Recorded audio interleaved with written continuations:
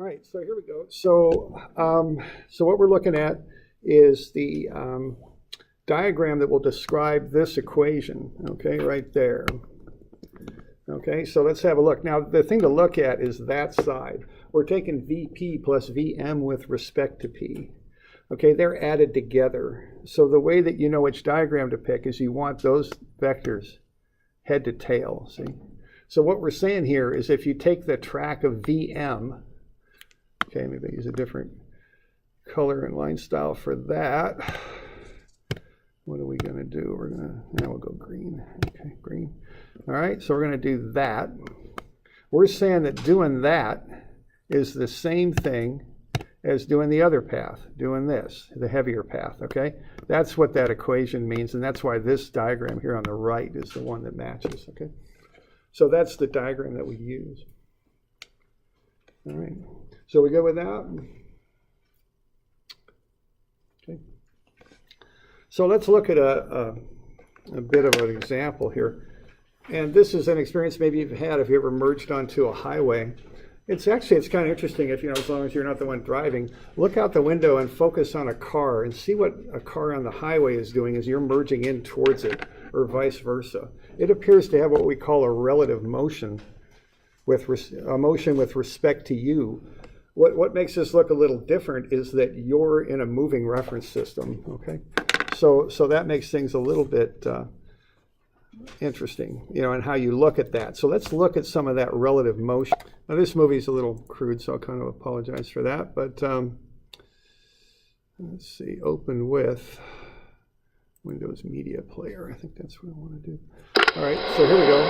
So here are two objects moving, one with respect to the other. Okay, very simple motion. We're up like in a helicopter watching this happen, two cars moving.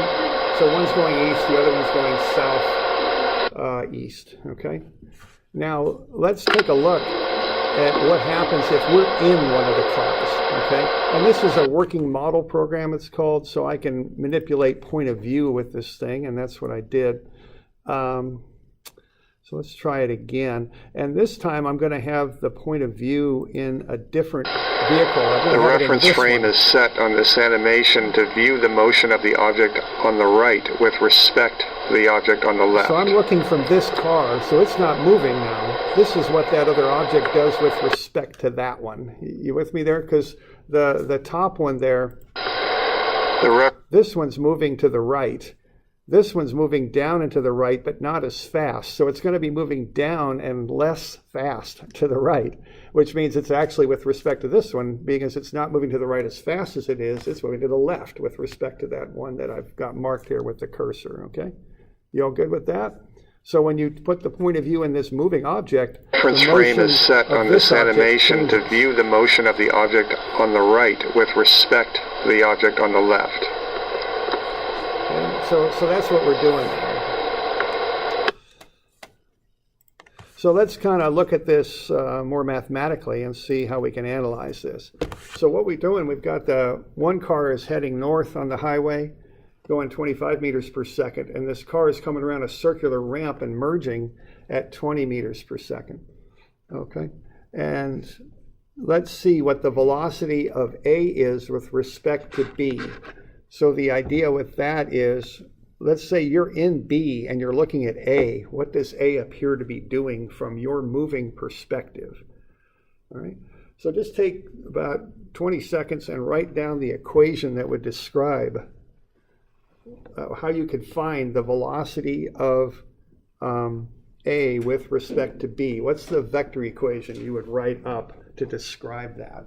And I'm looking for something like what we got on page 250 there, about a third of the way up from the bottom, something like that. It's a relative motion equation, but see if you can put together the proper one to solve for V velocity of car A with respect to car B, and I'll show you that. That's drawn like that, V of A slash B. Okay, so there we go. Well, we're going to find that. What equation can we put together to get that? Okay.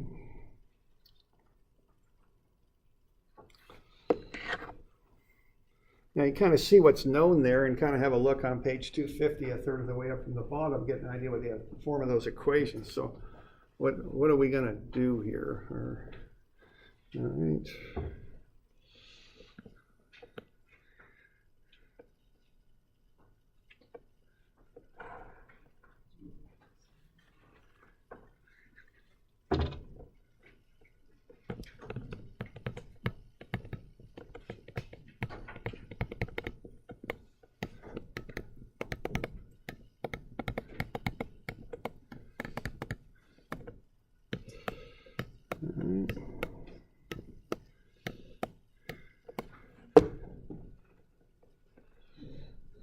All right, so I wrote two of them down.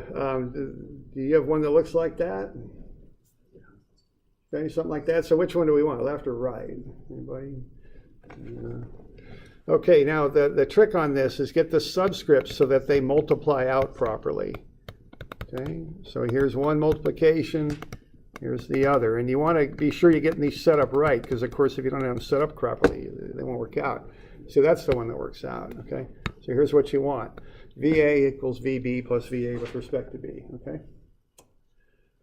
So that's the equation we'd want to use to analyze this thing, okay?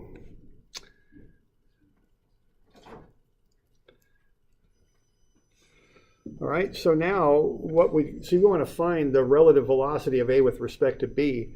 So to do that, that's one unknown. We got to find the other two unknowns. And we got to also keep in mind this is a vector equation. See, we've got the velocities of the two cars, and we can do it. We're going to VA is going to be pretty simple. It's just going in the y direction. But VB, we're going to have to do a little bit of vector kind of, using trigonometry to turn that thing into a vector kind of stuff with that, okay? So there you go. So VA, all that is 0I. Remember this from statics? You did it with forces and with position vectors. Now we're going to do it with velocity vectors. Plus 25J, okay? So that one's, this is going in the y direction. That's pretty easy. Now the other one, we're going to have to do a little bit of angular analysis here, aren't we? So we're going to have to take that thing, and let's kind of get a diagram going here. Like, maybe I'll back up one. Will that work? Yeah, I can do that. I'll put it up here. All right, so there you go. So that kind of extends down. All right. There's horizontal. Now, whenever you're doing geometry, be sure you're proving it out from what you learned in whenever you learned about geometry. There's 53. Now, this is a parallel angle, isn't it? So that's 53. And that's basically the, I guess you'd say normal axis. Although the normal axis might actually be going the other direction. But anyway, there you go. And then we've got a 90-degree angle right there, right? Between the tangential velocity and that extension of the normal axis. So that's 90. So if I take 90 minus 53, I get 37, okay? So what this velocity vector is doing is going up left at 37 degrees. Okay, that's what's going on. Okay. So I'm going to use that 37-degree angle to vectorize the 20 meters per second is what I'm going to do. And of course, what I'm going to do then is I've got a triangle, and I model that motion there just like I model a force. So I've got a right triangle, I've got a 20 meter per second hypotenuse, and then I've got a 37-degree angle. So cosine of 37, that'll get me the adjacent, and sine 37 will get me the opposite. That's what I'm doing there, okay? So I just set that up like so.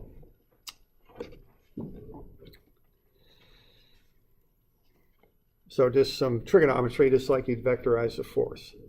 Same idea there. And so then I can create that vector B there, okay? So minus, now I need a minus on that because it's going to the left. So that x component needs a minus cosine 37 times 20i. And then the y component there is a plus sine 37 20j. So that gets me VB. It's negative 16i plus 12j. I've got VA. It's 0i plus 25j. All right. And then I just put all that into a vector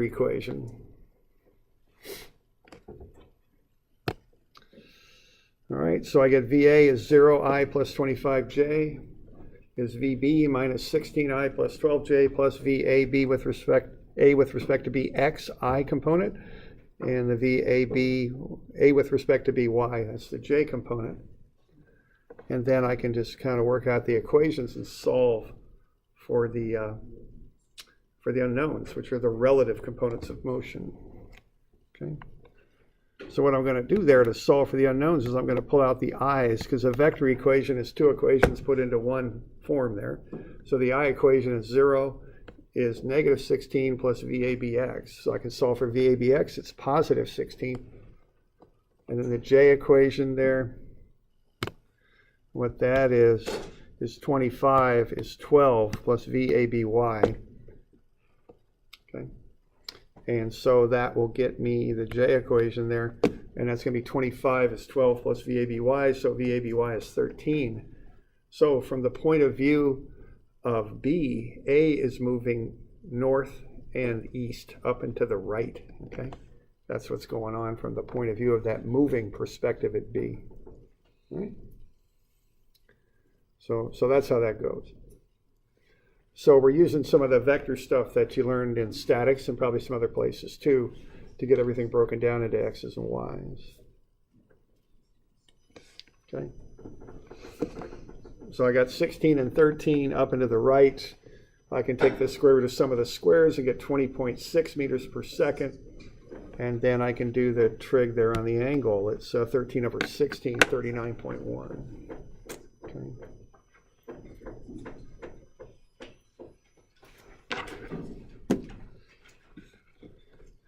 All right. So we good with that? All right. Now we could also do relative acceleration. That's relative velocity there. Now relative acceleration is the same sort of deal. It's just more complex because that car on the curve is going to have two components of acceleration. All right. So I've got the accelerations on the sketch on 270, I think it is, and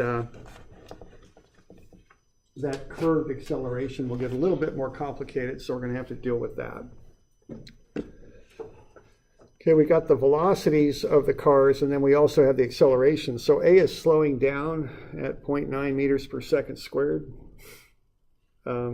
which, based on our previous analysis, is probably the wrong move for that driver, right? That driver probably wants to speed up and get out ahead of the car that's merging, but for some reason they're slowing down.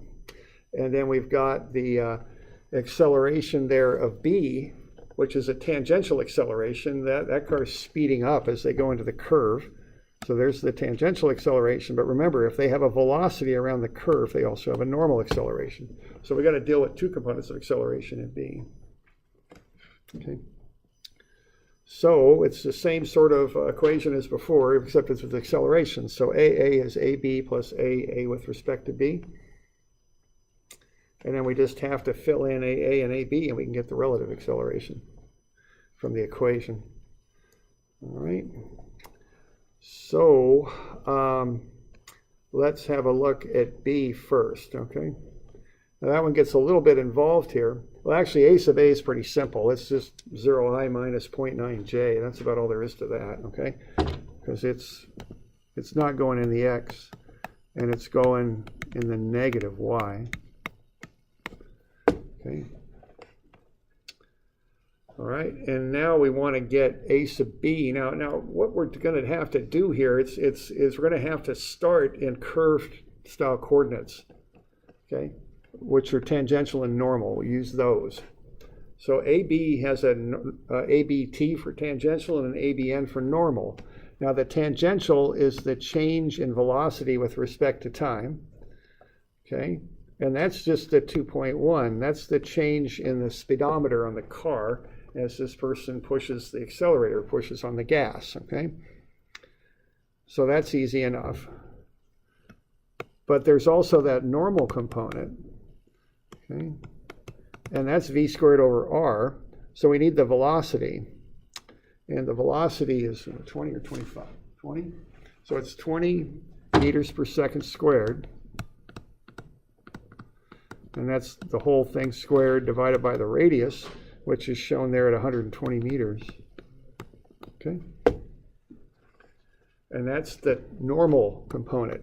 Now notice we're just doing the regular vector thing, but we're doing it with different unit vectors. We got tangential and normal unit vectors, okay? So we're starting off with a curved kind of analysis there. So 20 squared is 400 divided by 120 is 3.33. That's the normal component. The tangential is 2.1. So the advantage of that coordinate system is it's nice and easy. It's aligned to the curve, right? It's got normal and tangential components. But the disadvantage now is we got to get that onto the XY coordinate system. So the first step is get it in the curved system, normal and tangential. The next step is to rotate it over to the XY, which can be a little messy, but I've got it over there on the right. Okay, so what we got here, just like before, is that tangential is on a 37-degree angle. So I'm going to go negative cosine 37, 2.1i, plus sine 37, 2.1j, okay? And that gets me that vector broken up into x and y components. Okay, negative x because it's to the left, positive y because it's up to north, basically. And then I've also got this normal acceleration. Now that's 90 degrees in there. That's the angle between normal and tangential. The total is 180. So I'm going to take 180 minus 37 minus 90, and I'm going to get to 53. Okay, so that's this angle, upright at 53 degrees. So northeast at 53 degrees in the due east. Okay, so cosine 53, 3.33i plus sine 53, 3.33j, and that gets me the normal acceleration in ij components there, okay? So I have to use trigonometry to get from that nice simple curved coordinate system and get it mapped onto an xy coordinate system. Right? So that's part of the process here. So then to get the total acceleration, which I'm using r for resultant acceleration, I don't know, whatever you want to call it, you just add everything up. So I add up the i's, add up the j's, and I get the total acceleration. Oh, that's actually b, isn't it? That's a sub b, it's not an r, it's a b. There we go. So a sub b, and that's 0.32i plus 3.93j, all right? So we're doing all right with that? A little bit of messing around there, but a few steps. So we get the normal tangential acceleration, we x and y it, use vectors to get x and y's, and add everything up for both of the accelerations and get the total, all right? We good? All right, so that's the real difference here. No, not the only difference, but that's the main difference between doing velocity and acceleration. When you do the acceleration stuff and you're on a curve, you got to do all this stuff. Get two components of acceleration and add them together. Okay.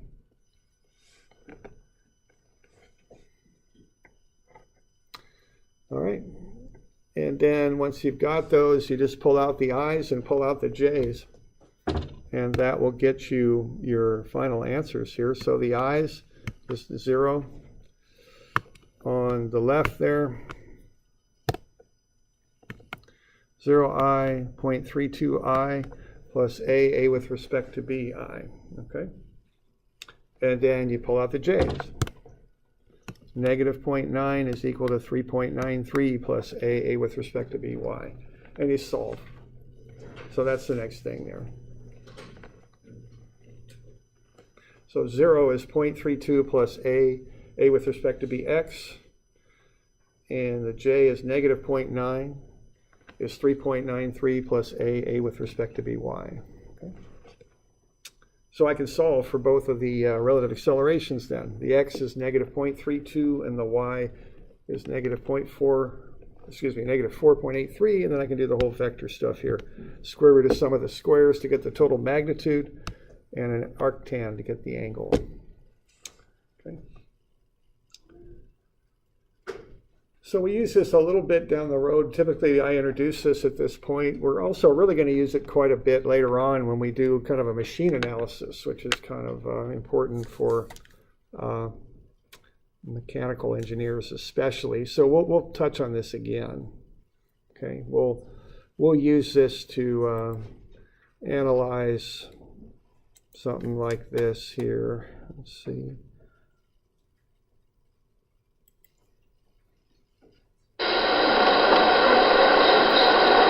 So there's an internal combustion engine. What you can do with this type of analysis is you can start with the rotation of the crankshaft here, and from that find the velocity of the piston as it moves up and down in the cylinder. Okay, that's where we're going to go with this. We're going to analyze machines with it. That'll be a ways down the road, but this is kind of a building block in being able to do that. Okay. So do we got questions on that? We doing all right? Okay.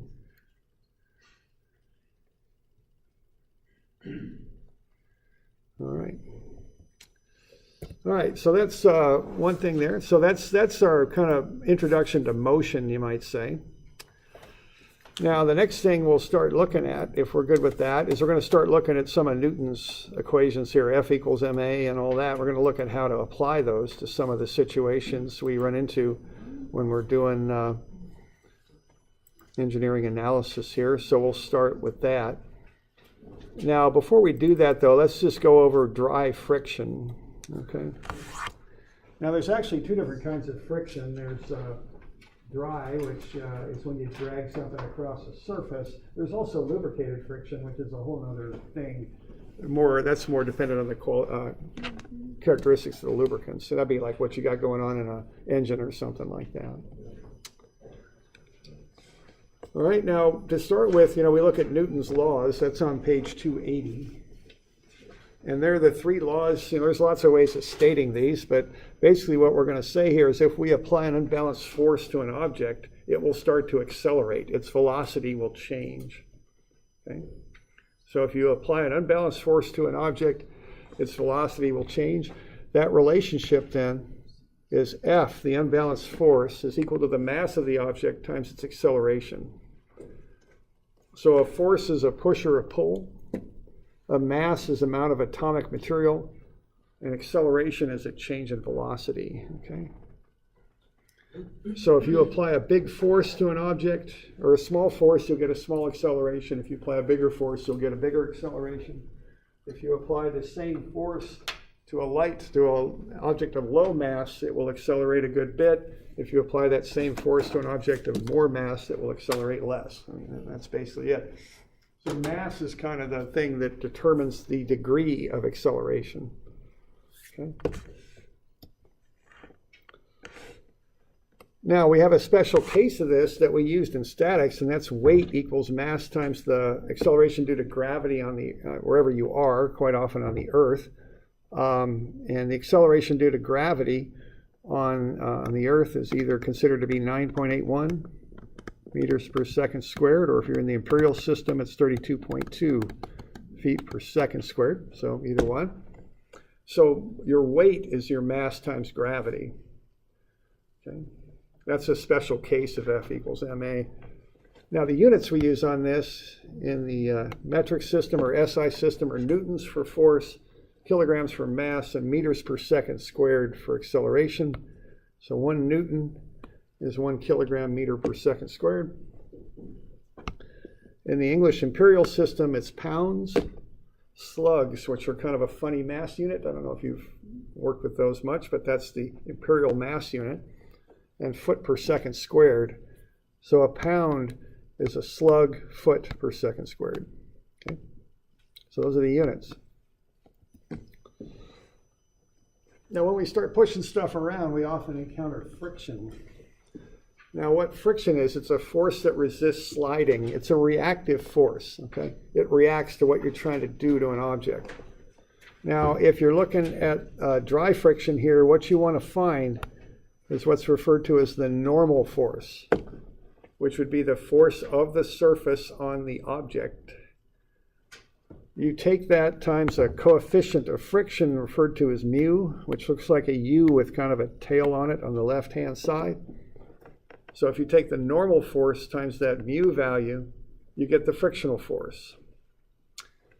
So in this case, we have the normal force right there. That's basically reacting to the weight. So if we go sum of Fy equals 0, because we're doing statics in the y direction, no acceleration there, minus 40 newtons plus the normal force. So the normal force there is 40 newtons up. Multiply that by the coefficient of friction, you get the frictional force, 10 newtons. Okay? And so if you push on this block with 30 newtons, the friction resisting it will go up to 10, and you'll end up with a net force on that thing at 20 newtons to the right. Okay? That's friction. All right, with that, I don't know if you might have seen that before somewhere. Okay. The one important thing on this is there's complicating factors that can affect this normal force. So don't just, sometimes people will just pull the weight and use it. Be careful of that. Just be sure you're looking at what the normal force is at the surface on the object. That's what you multiply by mu.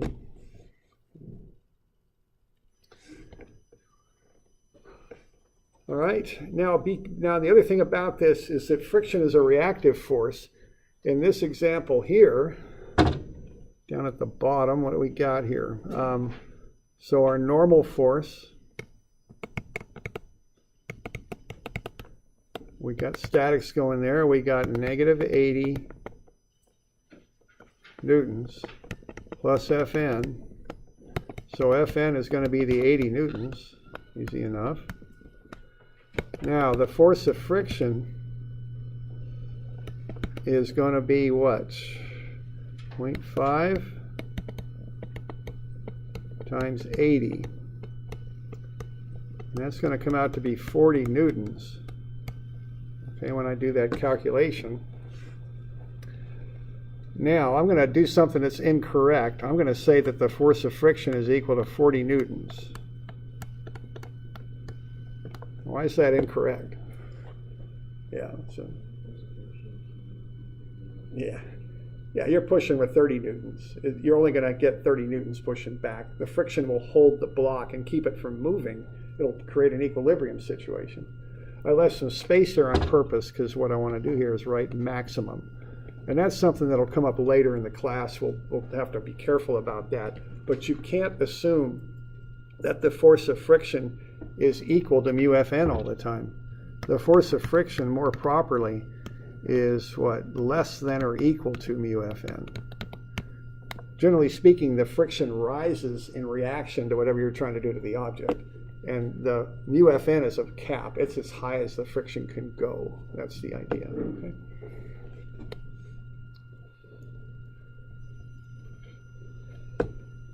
All right.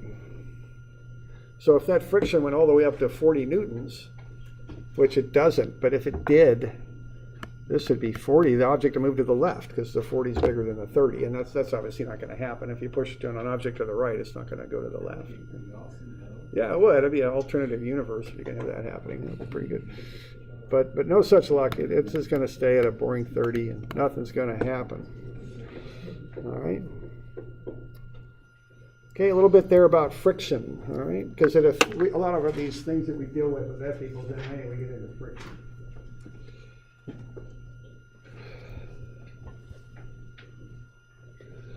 All right, so we got a little bit of time, so let's have a look at F equals ma here.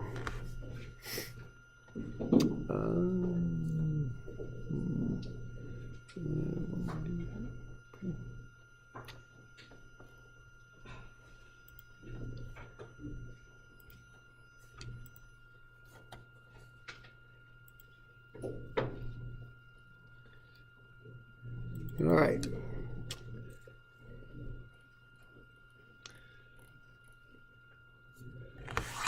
Okay, let's find the acceleration of the block.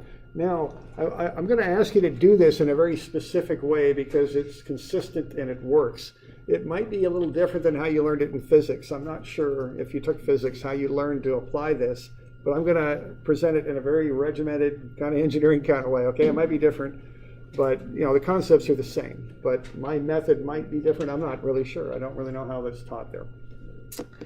But let's have a look at this. So let's find the acceleration of the block. And you have to write this one down. I don't think I wrote this one down for you. We've got 80 pounds. We're pushing on a 300-pound block, and we got no friction. And we want to know what's that acceleration. All right. So what we're going to need here is an equation. We always need an equation to go after stuff with. So I think the equation we're going to use is F, which is the force, and that's going to equal ma, all right? That's how I'm going to approach this. Now, I did a little something here on purpose, well, a couple of reasons. In the imperial system, we describe stuff by weight, okay? You don't talk about your mass when you're in the imperial system. You talk about your weight. It's the common way of presenting things. See, and if you're off in Europe or somewhere, you talk about your mass. If someone asks you what that was, you tell them in kilograms, which is a mass. In this country, we tell them a weight, which is in pounds. All right. So that's a weight. Okay. I got to get that. I got to find what the mass is. See, that I can't use that for M. It's not. It's W. It's weight. So I got to convert that into mass. So what I've got here is that the weight is equal to mass times gravity. So the mass is equal to weight over gravity, okay? So if I want that mass, I'll take the 300 pounds and I'll divide it by the imperial gravity, 32.2 feet per second squared, and that'll get me the mass. And the units on that is going to be slugs. Which again, I think a lot of your science classes probably do everything in metric, but unfortunately out there in the working world in America, we still use English units, imperial units, an awful lot. So we might want to get used to this a little bit. And that's 9.32 slugs is what that is. Kind of zoomed out there a little bit. So that's 9.32 slugs. All right.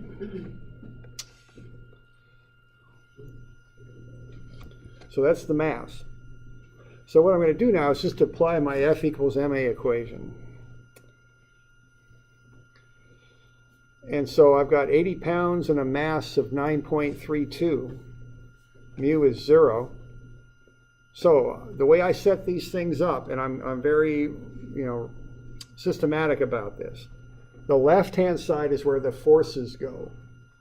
Okay, that's the F side, force equals mass times acceleration. So that's the static side, I call it sometimes, because that's what you would do if you were doing statics. That's the side you would fill in if you're doing statics. Because in statics, the acceleration is always 0, right? That's the definition of statics. So I call that the static side sometime. And that's set up just like you would a statics equation. That's got forces and weights. The right-hand side is MA. I call that the dynamic side sometimes. That's got the masses and accelerations. So when I'm setting this stuff up, even if something as simple as this, I'm conscientious about that. That's how I do it. Okay, the left-hand side are forces and weights. The right-hand side is masses and accelerations. I watch my signs carefully too. And if I just follow that system, get stuff on the proper side of equation with the proper sign, the answers will come right out, okay? So what I'm going to do for F equals ma is I'm going to take 80 pounds is the mass, 9.32 slugs, times the acceleration. And I'm going to work through that, and I'm going to get the acceleration as 8.59 feet per second squared, okay? So that's how I would set that up.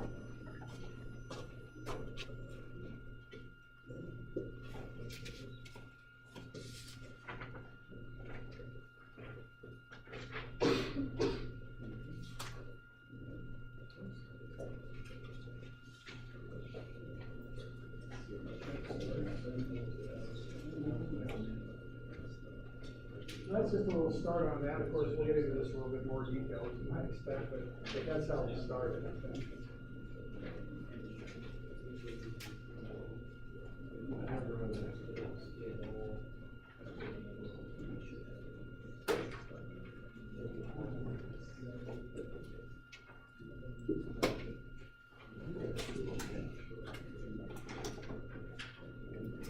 All right, here's a bit of a problem here to do, and then I'll give you one other. So these will be due Wednesday, right? Now remember, I gotta go do a little career fair thing and sweet home tomorrow, so I'm not gonna be here, okay? So we'll cancel class tomorrow. Won't have class, but I'll get you this one. So I just handed out 174, and then there's also 172. Why don't we do that? So 172 and 174. These will be due Wednesday of next week. which is the 23rd, okay? And then, okay, so there you go. So, and for those of you online, that's in Moodle. It's here. So here I am in Moodle. Whoops, that's the wrong class. So come down there.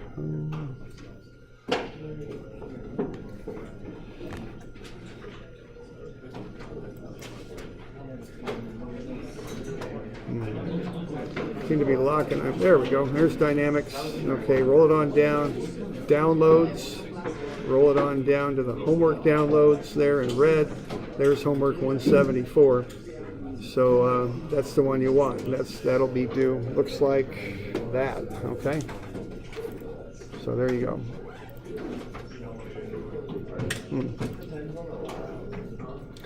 All right.